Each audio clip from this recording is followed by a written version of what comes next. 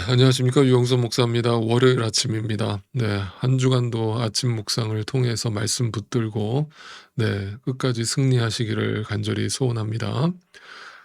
큰 돌은 정신 바짝 차리고 믿음으로 통과를 했지만 작은 돌에 걸려 넘어진 이스라엘, 그리고 그 패배의 원인으로 드러난 아간의 범죄, 한 사람의 불순종으로 이스라엘 전체가 패배할 수밖에 없었던 그 이유, 그리고 아골 골짜기로 종결되는 죄인된 인간의 심판에 대해서 우리는 함께 묵상을 했습니다.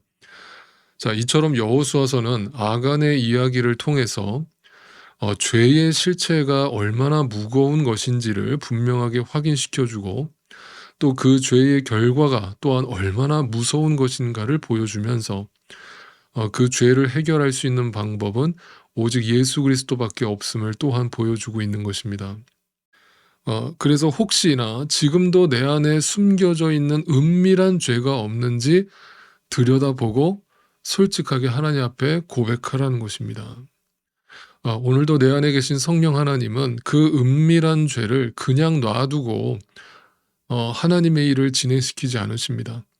아간을 이스라엘 백성들 그 군중 속에서 솎아내셨듯이 샅샅이 뒤져서 들춰내시고 회개를 촉구하시고는 다시금 예수 그리스도를 붙들게 하시고 말씀을 붙들게 하시는 겁니다. 여러분, 그것을 갖다가 성경에서 부흥이라고 하는 거고, 회복이라고 하는 거고, 승리라고 하는 겁니다.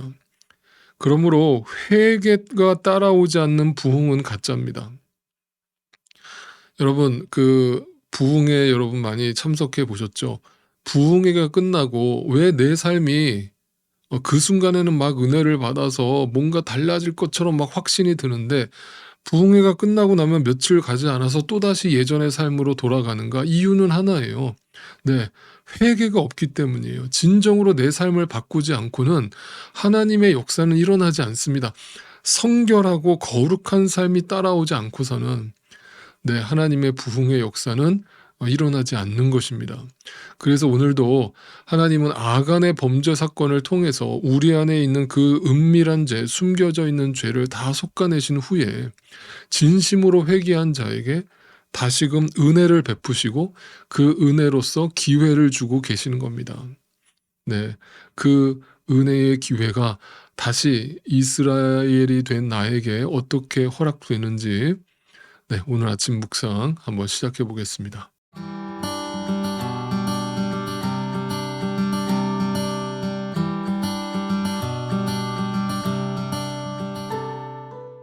자, 여러분, 우선 아이성이라는 성부터 한번 생각을 해 보겠습니다. 이 아이성이라는 성은 정말 시군중 먹기였다고 말씀드렸죠.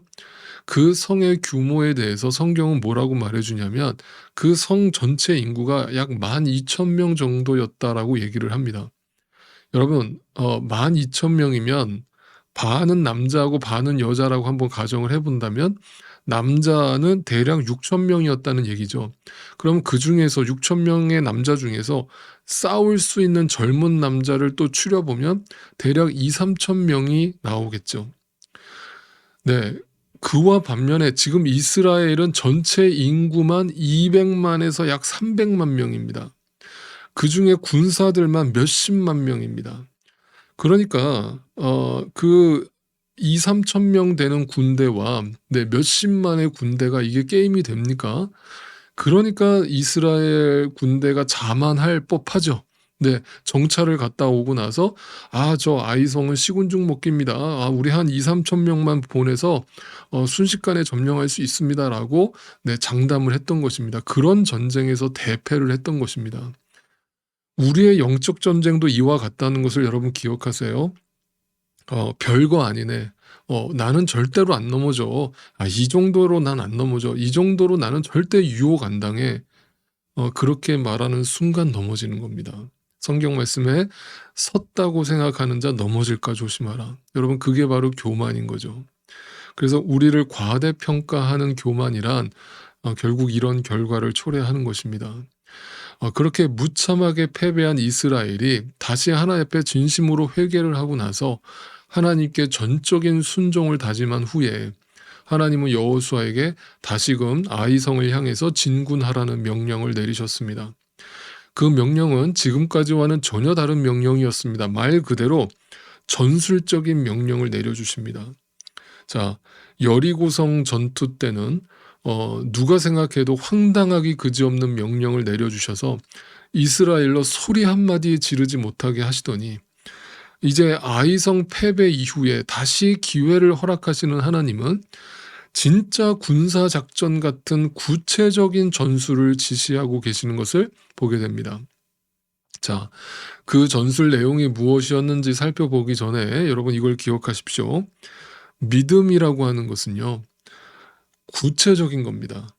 믿음은 눈에 보이는 것입니다. 믿음을 추상적이라고 말하고 생각하는 사람은 믿음이 뭔지도 모르는 겁니다. 그런데 이 믿음이 없으면 뭐든지 그냥 대충 합니다. 적당히 합니다. 그냥 남들 하는 만큼만 합니다.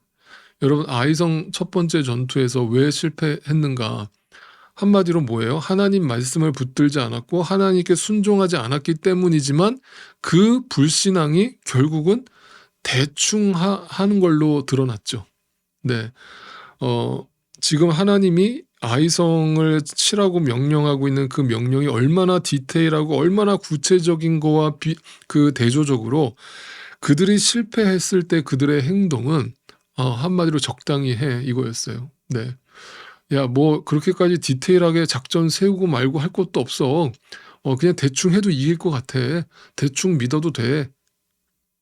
네, 그 대충하고 적당히 하는 게 실패의 원인인 것이죠. 신앙은 그래서 대충 믿는 게 아닙니다. 제대로 알고 제대로 믿는 것입니다.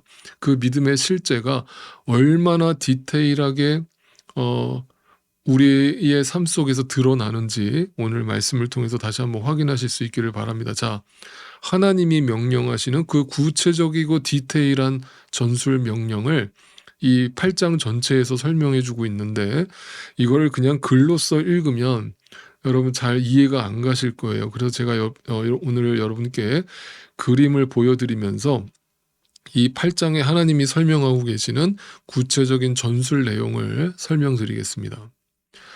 자, 아이성 옆에는 베델성이 함께 있었습니다.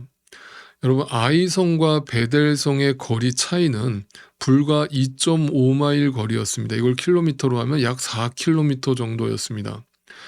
이 정도 거리면 걸어서 한두 시간이면 당도할 수 있는 아주 짧은 거리였습니다. 무슨 말이냐 하면 아이성이 비록 아주 작은 성이었지만 바로 아주 가까운 거리에 그 아이성을 도와줄 수 있는 지원군으로서 베델성이 자리 잡고 있었다는 뜻이 됩니다. 그래서 지금 이스라엘에게는 이 베델성과 아이성을 함께 잡을 수 있는 전술이 필요했던 것입니다. 자, 우선 이스라엘이 처음 1차전에서 패배했을 때와 달라진 점이 한 가지 있습니다. 처음에 패배했을 때는 아이성을 얕잡아 보고 2-3천 명의 군사만 보냈다고 그랬죠. 그래서 이번에는 전군이 올라갑니다. 이것은 단지 군사력을 보강했다는 뜻이 아니라 이스라엘이 이 전쟁을 그만큼 중요하게 생각한다는 증거고 영적으로 다시 무장했다는 증거고 동시에 자신의 전심을 다하고 있다는 것을 보여주는 장면입니다. 그래서 2-3천 명이 올라갔던 1차전과는 다르게 전군이 다 출동을 하는 것이죠. 이제 뭐 이 싸움은 이길 수밖에 없는 싸움인 것으로 이미 보여집니다. 어떻게 이루어지는가 한번 더 살펴보죠. 자, 그렇게 여호수아를 선두로 해서 전군이 진군을 합니다. 그러면서 제일 먼저 그 중에서 3만 명의 군사를 따로 뽑아서 아이성 뒤편에다가 매복을 시킵니다. 그리고 나서 여호수아가 이끄는 주력 부대가 아이성에 도착합니다.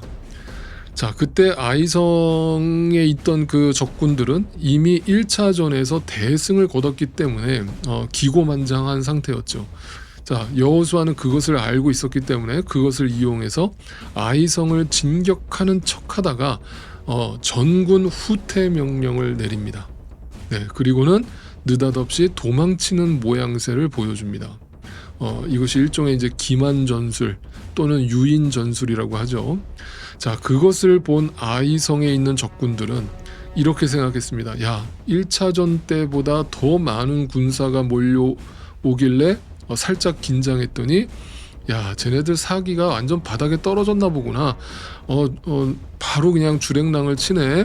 자, 이거 이제 절호의 기회구나. 저 사기가 다 떨어진 저런 오합지졸 같은 군대 이번에 완전히 우리가 쓸어버리자 라면서 완전한 승리를 잡을 절호의 기회로 여겼던 것입니다. 그래서 2차전에선 이 전쟁을 완전히 끝내버리겠다는 의지로 사기가 떨어져서 도망치는 것으로 보이는 그 이스라엘 군대를 뒤쫓아가기로 결정을 합니다.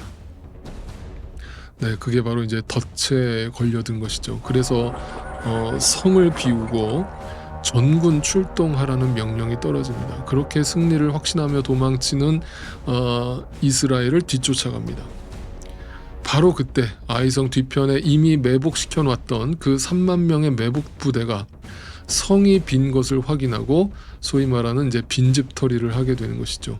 그때 아이성에 화염 불꽃이 솟아올랐고, 이스라엘 주력 부대를 쫓아가던 아이성의 그 적군들은 뒤를 돌아보고 자신의 성에서 피어오르는 불길과 검은 연기를 확인하게 됩니다. 그리고 아연실색하죠. 그리고 재빨리 말을 돌려서 아이성으로 복귀할 것을 명령합니다. 자, 그 모습을 확인한 여호수아의 주력 부대는 그 주력 부대의 기수를 돌려서 급하게 성으로 복귀하고 있는 아이성 군대를 또 쫓아갑니다. 그리고 아이성을 이미 차지한 이스라엘의 매복 부대와 대치를 하게 되고, 그리고 뒤이어서 쫓아오는 이스라엘의 주력 부대로 인해서 아이성의 적군들은 꼼짝달싹 못하게 앞뒤로 포위를 당하게 됩니다. 자, 그런데 이 상황에서 처음에 말씀드렸던 것처럼 아이성 군사들이 수세에 몰리자 베델성에 급하게 전가를 보내서 지원 요청을 했을 것이고, 그것 또한 이미 계산하고 있던 여호수아는 베델성 근처에서 지원군이 나오지 못하도록 5,000명의 군사를 이미 매복시켜 놓은 상태였습니다. 네. 이처럼 완벽한 전략과 전술로 이스라엘 군대는 또다시 대승을 거두게 되었고, 이 소식을 들은 가나안의 왕들은 모두 두려워서 벌벌 떨게 되었습니다. 이처럼 여리고성 전투가 오직 믿음으로 주어진 승리였다면, 아이성 전투는 최선을 다해 싸워서 얻게 된 승리였습니다. 물론 이것도 하나님이 함께 하셨기 때문에 가능한 것이었지만, 직접 그들이 싸워서 이긴 전쟁은 처음이었던 것이죠. 그들은 정말 처절하게 싸웠고, 또 하나님의 명령에 100% 순종하면서 싸웠고, 피 흘리기까지 싸웠습니다. 그리고 대충 싸우지 않았습니다. 적당히 싸우지 않았습니다. 최선을 다해서 전략적으로 싸웠습니다. 이처럼 믿음이란 구체적이고 실제적이며 또한 행함으로 완성될 바라는 것들의 실상입니다. 사랑하는 여러분, 하나님은 또다시 이스라엘 백성들에게 은혜를 베푸셨고 기회를 주고 계십니다. 그로 인해서 아이성 전투에서의 실패는 오히려 이스라엘 백성들에게 큰 약이 되었고, 그로 인해서 그들의 신앙이 더 한 단계 성장하는 계기가 되었습니다. 이처럼 지금도 반복되는 실패를 통해서 조금씩 우리는 더 하나님을 알아가고 배워가고 우리의 신앙이 점점 단단해져 가는 것을 보게 됩니다. 오늘도 영적 전쟁에서 실패를 가져오게 되는 많은 원인들이 있습니다. 사람들과의 관계, 때로는 돈의 유혹, 거짓과 불법을 저지르고 싶은 유혹, 적당히 타협하며 살고 싶은 유혹 등 우리는 오늘도 수많은 이유로 이 영적 전쟁에서 실패를 경험합니다. 그러나 여러분, 절대로 포기하지 마십시오. 말씀을 붙들고 다시 일어서십시오. 피 흘리기까지 싸우십시오. 나를 죽이십시오. 그리스도인답게 사십시오. 정직하십시오. 용서하십시오. 사랑하십시오. 불의와 타협하지 마십시오. 내 안에 있는 욕망과 싸우십시오. 말씀대로 행하십시오. 하나님은 오늘도 우리에게 또 한 번의 기회를 주실 것이고 은혜를 더하실 것이고 결국 우리로 승리케 해 주실 것입니다. 오늘도 이 말씀 붙들고 온전히 승리하시는 저와 여러분 되기를 간절히 소원합니다. 우리 내일 아침 또 뵙겠습니다.